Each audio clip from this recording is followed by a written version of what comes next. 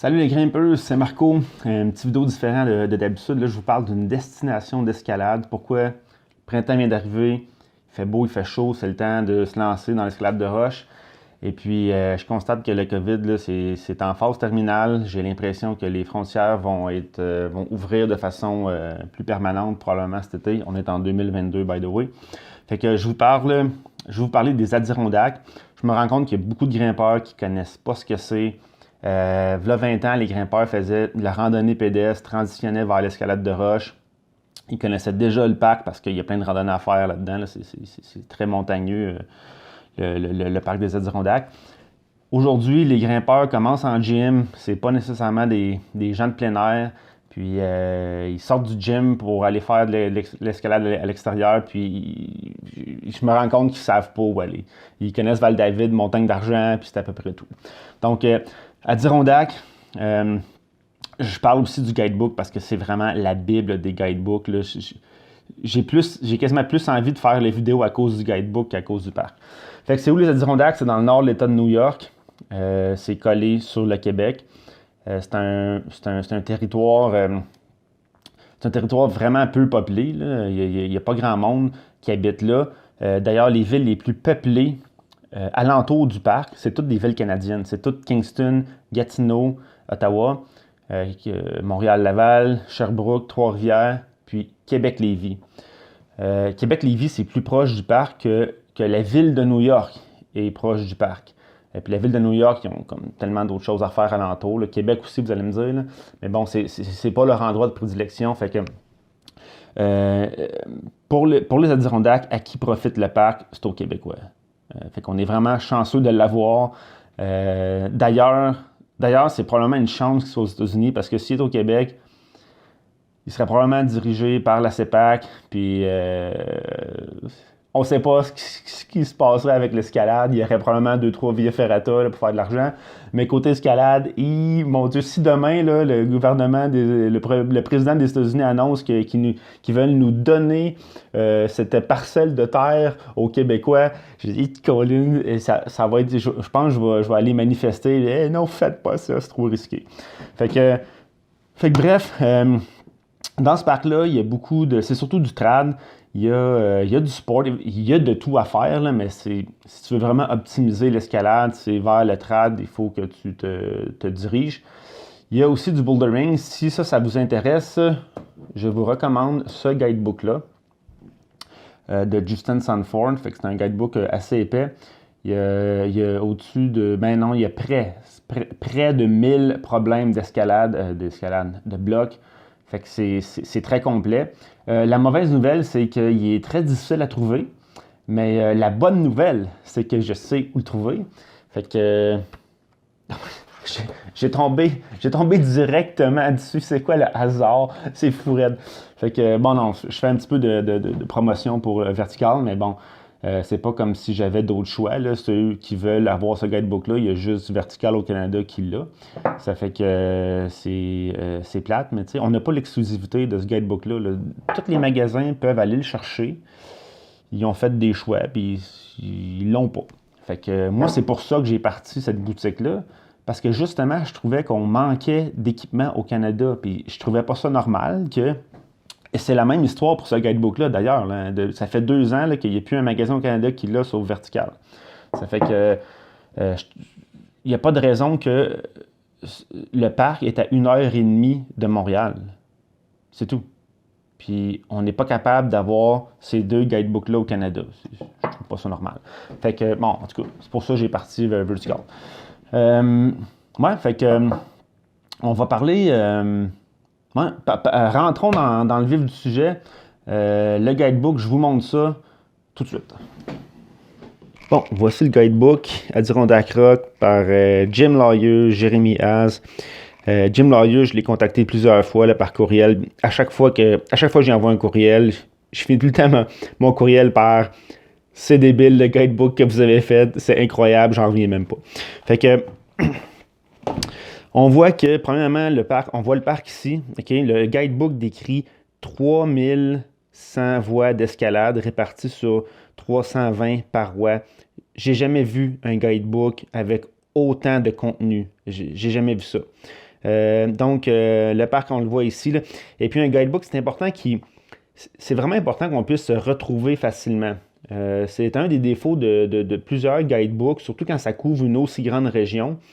On a de la misère à se situer où on est et où les autres parois sont par rapport aux autres parois.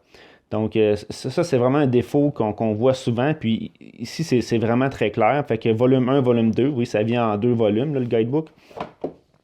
Donc, on va partir avec le volume 1. Donc, ce qui est bien ici, c'est qu'on a une carte là, qui montre exactement ce qu'il y a dans le volume 1. Donc, on a le parc, puis on peut voir la section lac Champlain avec le nom des parois. Toutes les sections sont colorées ici. Donc, il y a 4 sections dans le livre 1. Si on continue un petit peu plus loin, on va arriver à la carte. Bon, ici, on voit le parc là, dans l'État de New York avec le Canada en haut. Montréal est juste ici. Ottawa, Gatineau est juste là. Fait que c'est vraiment juste au sud du Québec et de l'Ontario ici. Ici, on a une carte qui montre bien toutes les sections. Donc, on a vu ici là, volume 1, volume 2. Donc, c'est le volume 1, celui que j'ai en ce moment, c'est vraiment cette section-là. Okay, tout le reste, c'est le volume 2. Puis, si vous venez de Montréal, là, il y a Pokeo Moonshine. Les gens ne savent pas, là, mais la plus grande paroi à proximité de Montréal, c'est pas au Québec, c'est dans les Adirondacks. Pokeo Moonshine, c'est immense comme paroi. Là. Il s'agit là, de traverser la frontière, là, puis c'est juste à côté de l'autoroute, on est rendu, merci, bonsoir. Pour ceux qui veulent des trucs un peu plus sauvages et tranquilles, un autre fait que beaucoup de grimpeurs ignorent, c'est que la plus grande, la plus vaste et haute paroi de l'État de New York, ce n'est pas Pokeo Moonshine, ce n'est pas les Gongs à côté de New York, non, c'est juste ici, c'est Wallface. 2 heures de marche dans des conditions quand même difficiles, donc il y a peu de personnes qui vont là. Si ça te tente d'avoir la plus grande paroi de l'État de New York à toi tout seul, tu as juste à y aller, amène ta tente, puis tu as cette paroi-là à toi tout seul pratiquement. C'est incroyable. Fait que l'épicentre, là, on voit, c'est vraiment là, alentour de Keene Valley, Chapel Pond. Ça, c'est vraiment l'épicentre ici. Alors, on a Lac Placide. Si ça vous tente de faire un petit voyage d'amoureux, là, c'est vraiment une belle ville. Si ça vous dit quelque chose, Lac Placide, c'est probablement parce que ça a eu les Jeux olympiques 2 fois, les Jeux olympiques d'hiver. Ça, là, c'est un village de 2500 habitants. C'est incroyable. C'est comme si on dirait... C'est comme si demain, on apprenait que Percé va avoir les Jeux olympiques d'hiver en 2036. Je ne sais même pas si ça fait du sens ce que je dis. Percé. On dirait, voyons, c'est quoi cette affaire-là? C'est un poisson d'avril. Non, eux, ils ont eu les Jeux olympiques d'hiver 2 fois. Ah, il faut des installations, là, accueillir toutes les délégations, les athlètes, les médias, les spectateurs. Fait qu'il y a quand même beaucoup de motels dans ce coin-là. Les installations sont encore disponibles. On peut les visiter, on peut aller faire du bobsleigh. On paye pour ça. Fait que c'est pas comme abandonné comme dans d'autres pays, là. Fait que beaucoup de motels, beaucoup de beaux petits restaurants, des boutiques souvenirs. On voit que les gens sont super fiers là, des Jeux olympiques. Fait que c'est vraiment une belle destination. Il y a un petit cinéma en plus si jamais il y a des jours de pluie. Fait que merveilleux. Ceux qui veulent amener des enfants, là, des Adirondacks, là, ça commence à être un peu plus au sud, là, mais Lake George, là, tu as une belle plage là, sur le lac. Puis juste au sud de ça, il y a une espèce de... un parc d'attractions là, avec des manèges, là, des glissades d'eau, des affaires comme ça. Là, fait que pour les enfants, c'est merveilleux. Bon, on continue. Ça fait qu'on va aller. On voit que les couleurs aussi correspondent ici. Les couleurs sur le côté. Fait que ça, c'est super facile de se retrouver. On va aller dans un coin populaire. Là, je vais vous montrer ça. Donc, Chapel Pond Pass.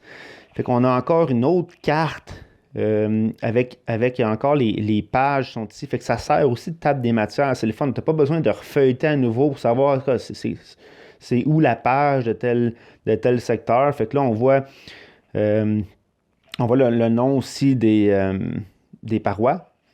Donc, tous les points rouges, c'est toutes les parois. Il y a une belle concentration. Ensuite, ici, ça, c'est super le fun, ce tableau-là.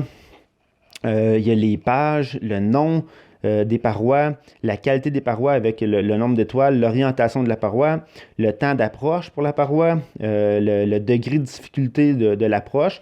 Puis ensuite, ici, on voit que c'est la répartition des grades. Okay? On voit que c'est de 5,6 à 5,13.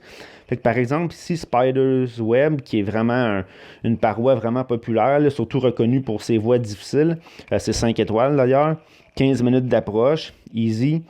On voit qu'il y a une concentration de voix, là, surtout dans le 5,9 à 5,13. Surtout ce qu'il y a de plus, c'est des 5,11. Par contre, juste en dessous, Lower Washball, excusez, de page 272, on voit que là, c'est plus dans le 5,6. On ne voit pas ce qu'il y a en bas de 5,6, fait qu'on pourrait estimer que, bon, il y en a d'autres en bas, là, mais on voit que c'est plus des grades modérés.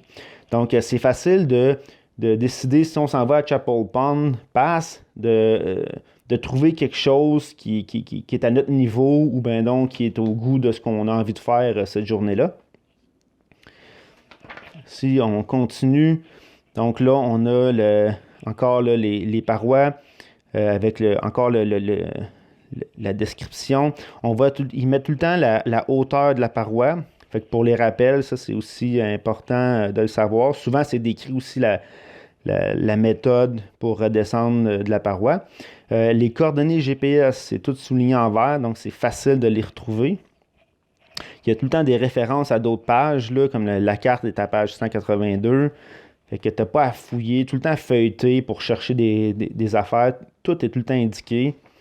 Donc, il y a des cartes pour les approches, des cartes topographiques, des graphiques, encore des coordonnées GPS. Je vais vous montrer, il y a des photos aussi, bon, des photos aériennes avec les graphiques. Fait que tout est là. C'est merveilleux. Ce que j'aime beaucoup aussi, c'est, je vais vous montrer ça à la fin, l'appendice. Je suis en plein dessus, ça tombe bien. Donc, ceux qui veulent s'organiser plus comme des voyages, un peu d'aventure, on peut... donc, ça nous donne toutes les possibilités. Donc, les approches en canot. Donc là, ça, c'est tous les secteurs. Ça, c'est pas des voies, c'est vraiment tous des secteurs avec les approches en canot. Et on voit que ici, le numéro de la page est en vert, là, en caractère gras. Ça veut dire que ça, c'est dans le premier livre. Tout ce qui est en gris pâle, ça veut dire que c'est dans le deuxième livre. Fait que, encore une fois, c'est vraiment facile de se repérer, là. On ne cherche pas pour rien. On sait tout de suite, c'est dans le livre numéro 2, parfait. Ici, les approches optionnelles en canot. Faire de la randonnée et de l'escalade. Donc, c'est probablement tous des secteurs là, quand même assez loin. Les secteurs proches de l'eau, les secteurs pour faire de la top row, de la moulinette. Ici, on a toutes les destinations pas loin des sommets. Ensuite, le multi-pitch, l'escalade de slab, les secteurs qui sèchent rapidement, les secteurs de sport, les secteurs pour faire de la craque ou de la fissure. Ici, les secteurs qui ont moins de bestioles volantes, là, des moustiques. Où aller quand il fait chaud, où aller quand il fait froid, où aller quand il y a une faible pluie, puis les secteurs pour faire de l'escalade artificielle. Donc, ça, c'est vraiment génial comme résumé, là. Puis, ceux qui viennent, je vais vous montrer un peu le deuxième parce que j'aime beaucoup le fait que je vais vous parler du nord-ouest des Adirondacks. Parce que quand on vient de Montréal, on vient d'ici, mais si on vient de Kingston ou Ottawa-Gatineau, on passe par ici. Puis le secteur nord-ouest, il est quand même assez dégarni, mais on voit des petits points ici. C'est des solides montagnes, là. La plus grosse paroi d'escalade, selon moi, proche de Gatineau, c'est peut-être Azure Mountain. C'est une très bonne possibilité que ça soit ça. Et les gens, encore une fois, ignorent cette paroi-là. Donc, je vais vous montrer ça. Azure Mountain. Bon, fait que Azure Mountain. Vous voyez ici là, la paroi d'Azure Mountain.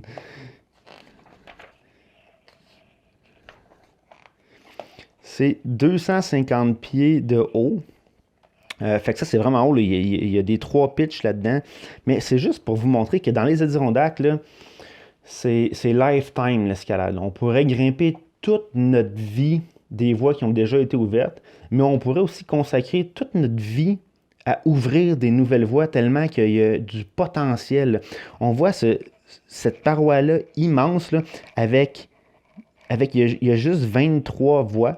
Okay? Il y a plein de lignes qui sont non faites là, la numéro 1 commence là. Ici, il n'y a rien. On voit des cracks. Là. C'est incroyable. Mais en fait, je me trompe. Quand je dis qu'il y a 23 voies, c'est tout Azure Mountain. Mais le main face ici, ça a juste 16 voies. Le potentiel est incroyable.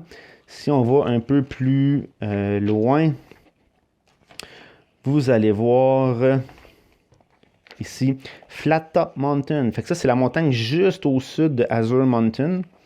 Ici, vous voyez, là, c'est 300 pieds de haut. Et puis, il y a juste cette voie.